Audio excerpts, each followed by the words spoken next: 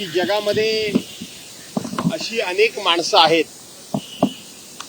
की जे जन्माला येत असताना आपल्याला असं वाटतं की ते आपल्यासारखे सर्वसामान्य माणसं म्हणून जन्माला येतात, परंतु ती दिसायला वागायला सर्वसामान्य माणसं म्हणून आपल्यासारखी वाटत असली तरी ती माणसं आपल्यासारखा सर्वसामान्य जन्म घेऊन जन्माला येत नाही, तर ते एक प्रकारचे अवतारी पुरुष असतात. जन्माला येताना ते काहीतरी अवतार कार्य बरोबर घेऊन जन्माला येतात आणि ते कार्य पार पाडल्यानंतर ते इहलोकी जातात. इथून आपला प्रवास संपवून ते इहलोकी जातात. मग त्याच्यामध्ये आवर्जून नाव घेता येईल ते छत्रपती शिवाजी महाराजांचं नाव घेता येईल, छत्रपती संभाजी महाराजांचं नाव घेता येईल, संत ज्ञानेश्वरांचं नाव घेता येईल, राम गणेश गडकरींचं नाव घेता येईल, डॉक्टर बाबासाहेब आंबेडकरांचं नाव घेता येईल. आणि अशाच पद्धतीनं एक अवतारी पुरुष हे जन्माला आले 100 वर्षापूर्वी आणि आज ते जरी आपल्यामध्ये नसले तरी त्यांनी दिलेला संदेश, त्यांनी दिलेला विचार, त्यांनी त्यांच्या जीवनामध्ये जे घडवलेली क्रांती आहे ते अवतारी पुरुष म्हणजेच हिंदू हृदय सम्राट शिवसेना प्रमुख माननीय बाळासाहेब ठाकरे यांचं हे वर्ष जन्मशताब्दी वर्ष आहे. त्यामुळं आठवणी अनेक आहेत, अनेक प्रसंग असे डोळ्यासमोर आहेत. ते फक्त शब्दामध्ये शब्दबद्ध करता येणार नाहीत, तर शेवटी शिवसेना प्रमुखांना श्रद्धांजली अर्पण करणं आणि त्यांच्या आठवणींना उजाळा देणं हा आजचा दिवस आहे.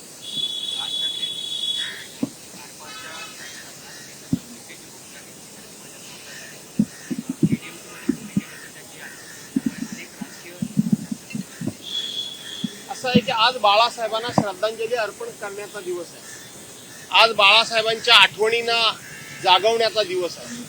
आज बाळासाहेबांचं कार्य हे या पिढीसमोर आणि पुढच्या पिढीसमोर ठेवण्याचा दिवस आहे. त्यामुळं राज ठाकरेंनी काय राजकीय पोस्ट केली त्याच्यावर भाष्य करण्याचा मी आजचा दिवस समजत नाही. आणि आपण या स्मृतीस्थळावर उभे आहोत, त्या स्मृतीस्थळावर फक्त आणि फक्त बाळासाहेबांची आठवण करणं हेच आजच्या दिवसाचं उचित काम होईल. आजचा दिवस त्याच्याकरता उचित ठरेल.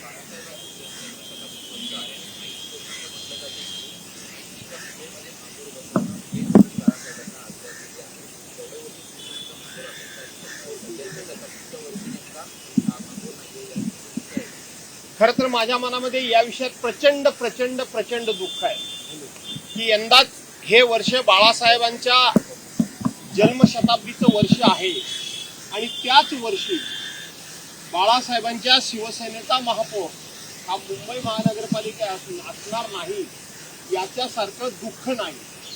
आणि म्हणून मी जे कोणी बाळासाहेबांचे विचार आम्ही पुढे घेऊन जातो म्हणून सांगतात, जे कोणी बाळासाहेबांचे खरे आम्ही वारसदार म्हणून सांगतात, त्या सर्वांना आव्हानवता विनंती करतो. हे बाळासाहेबांचं जन्मशताब्दी वर्ष आहे, इथंच तुमची खरी बाळासाहेबांच्यावर श्रद्धा आहे का? बाळासाहेबांच्यावर तुमचा विश्वास होता का? बाळासाहेबांच्या समोर तुम्ही नतमस्तक होऊ इच्छिता का? बाळासाहेबांना खऱ्या अर्थानं श्रद्धांजली अर्पण करू इच्छिता का? आणि जर करत असाल तर तुम्ही आज उद्धव बाळासाहेब ठाकरेंना सांगितलं पाहिजे. आणि उद्धव बाळासाहेब ठाकरेंना सांगत असता ज्या शिवसेना भाजपाबरोबर एकनाथराव शिंदे आहेत त्या एकनाथराव शिंदेना आव्हानवादा विनंती मी करतो. तुम्ही भारतीय जनता पार्टीला सांगितलं पाहिजे की केंद्रामध्ये आम्ही तुमच्या सरकारला पाठिंबा दिलेला आहे, आम्ही तुमच्याबरोबर राहू. महाराष्ट्रामध्ये आम्ही तुमच्या सरकारला पाठिंबा दिलेला आहे, आम्ही तुमच्याबरोबर राहू. पण हे वर्ष हिंदू हृदय सम्राट शिवसेना प्रमुख माननीय बाळासाहेब ठाकरे यांचं जन्मशताब्दी वर्ष आहे. आणि म्हणून आम्ही मुंबईवर हा शिवसेनेचा भगवा झेंडा फडकला पाहिजे आणि बाळासाहेबांचे वारसदार असलेल्या उद्धव बाळासाहेब ठाकरेंच्या म्हणजेच खऱ्या शिवसेनेचा झेंडा फडकला पाहिजे. त्यामुळं आम्ही आमचे राजकीय मतभेद बाजूला सारून आम्ही शिवसेना प्रमुखांना खऱ्या अर्थानं श्रद्धांजली अर्पण करण्याकरता म्हणून उद्धव बाळासाहेब ठाकरे जो उमेदवार देतील त्याला आम्ही मदत करू. हे सांगण्याचं धाडस एकनाथराव शिंदेनी दाखवलं पाहिजे. हे धाडस भास्कर जाऊ असता तर नक्की दाखवलं असतं.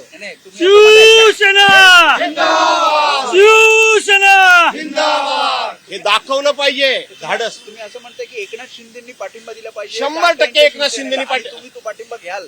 तो घेणं न घेणं घ्यायला नाही. मी सांगतो की त्यांनी दिला पाहिजे. त्यांनी भाजपाला पाठिंबा देता कामा नये.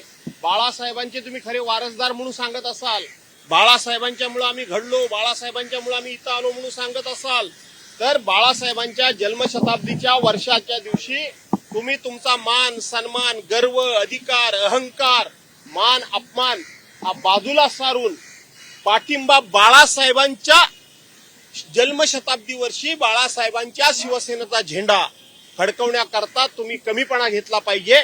आणि असं माझं जाहीर आव्हान मला विनंती आहे. असंही म्हणणं आहे की दोन शिवसेना एकत्र आल्या पाहिजे महापौर निवड करण्यासाठी. महापौर निवड करण्याकरता एकनाथरावांनी उद्धव साहेबांना पाठिंबा दिला पाहिजे. त्यात शिंदेचा पण महापौर होऊ शकतो, शिंदेच्या शिवसेनेचा पण महापौर होऊ शकतो. मी पुन्हा सांगतोय की उद्धव बाळासाहेब ठाकरेंचा महापौर करण्याकरता एकनाथ शिंदेनी पाठिंबा दिला पाहिजे. जर बाळासाहेबांना मानत असतील तर एकनाथराव शिंदेना ते दातृत्व दाखवावं लागेल. म्हणूनच सांगतोय, तुम्ही लाख म्हणा, जग काय म्हणतंय. 19 जून 1966 साली शिवसेनेला जन्म कोणी दिला? बाळासाहेब ठाकरेंनी दिला. बाळासाहेबांचे पुत्र कोण? उद्धव बाळासाहेब ठाकरे आहेत. तुम्ही शिवसेना भाजपच्या नादाला लागून तोडून चोरून घेऊन गेलात, म्हणजे तुम्ही तिचे मालक होऊ शकत नाही. मालक होऊ शकत नाही. शेवटी जनता जनार्दनाला माहिती आहे कोण मालक आहे तो. भगवान के घर में देर है लेकिन अंधेर नहीं है. भास्कर जाधव मध्यस्थीची भूमिका घेतील का? मध्यस्थीची भूमिका. जवाचे गहू तवाच्या पोळ्या. नाही पण तुम्ही मध्यस्थीची भूमिका घ्याल का? मी सांगितलं ना, जेव्हाचे गहू तेव्हाच्या पोळ्या. बरं, पक्ष प्रमुखांना मान्य असेल का? उद्धव ठाकरेंना मान्य असेल का हे?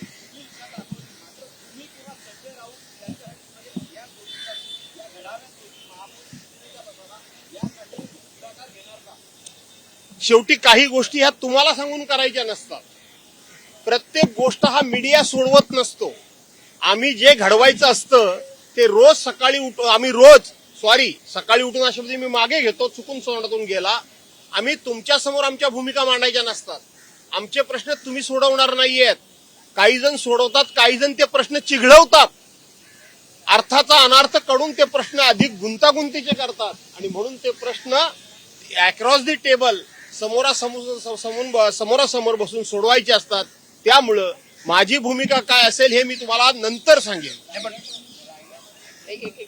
उद्धव ठाकरेंना तुम्ही बोलला आहात की असं केलं पाहिजे किंवा असं झालं पाहिजे. असं आहे, मी पक्षाचा प्रवक्ता नाही. मी माझं मत मांडलेलं आहे.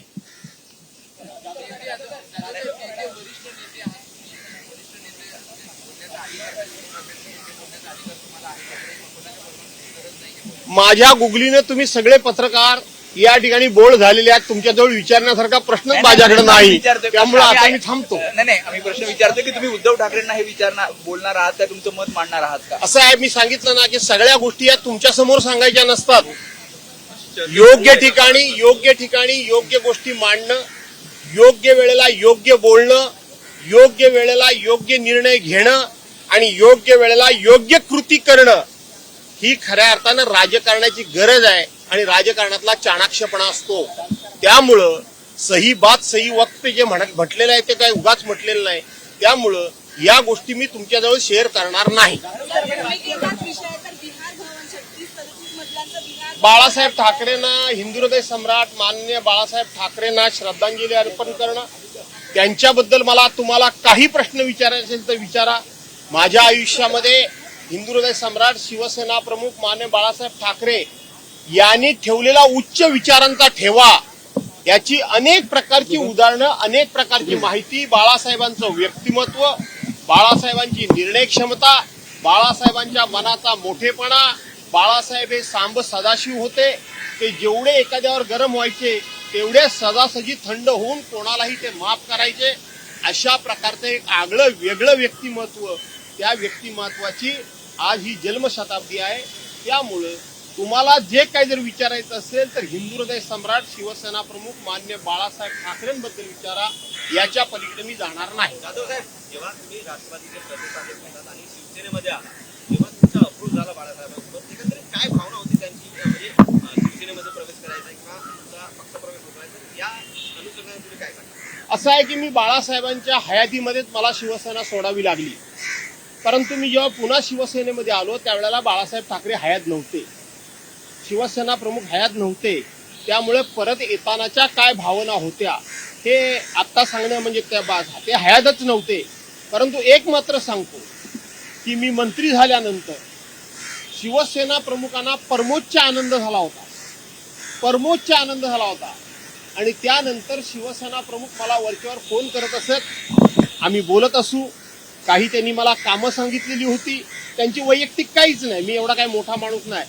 परंतु एक गोष्ट मात्र त्यांच्या बोलण्यातनं जाणवली होती की आम्ही तुझ्यावर अन्याय केला, अशा पद्धतीचा शब्दप्रयोग त्यांनी एकदा केला होता. परंतु मी ज्या वेळेला पुन्हा शिवसेनेमध्ये आलो त्यावेळेला शिवसेना प्रमुख हयात नव्हते, ही वस्तुस्थिती आहे.